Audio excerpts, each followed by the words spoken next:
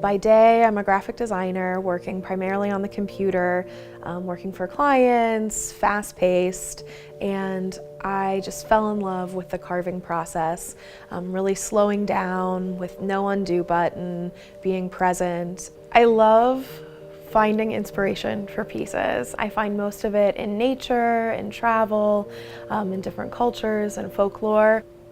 The printmaking medium that I'm using is called Linocut, and lino stands for linoleum. And I have used the linoleum in the past. You're able to get maybe a lot finer of detail. Typically, linoleum is also mounted to a wooden block. Since I am not running my plates through an actual printer and I'm just hand pressing, there's really no need for me to have it on a sturdy wooden block.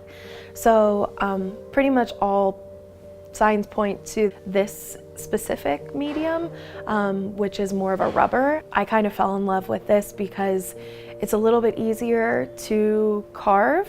I sometimes actually put it at an angle or bend it around something so I can maybe get a different stroke or a different width of the carving.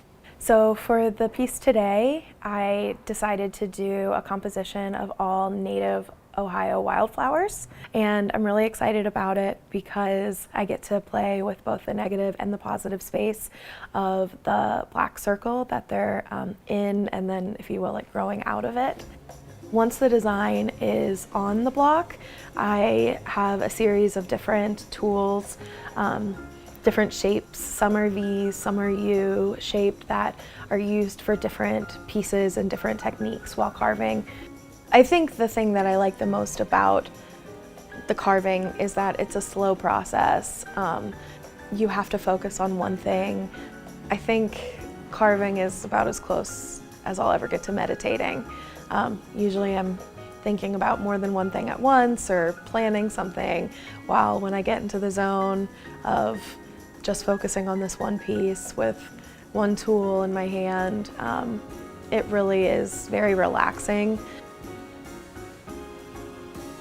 The last step is I roll the ink out onto a flat surface. I need to make sure there's no bumps on that, because then that could affect how much ink is on the roller. So I roll out the ink very thin and then roll it onto the block. The first print is always my favorite because rolling the ink out and really seeing the contrast between the black and white is really exciting. And then I'll lay the paper over top of the block and then use the baren to press the paper into the block. Basically the same as a stamp, just upside down. So instead of putting the stamp on the paper, you put the paper on the stamp, since my pieces tend to be a little bit larger.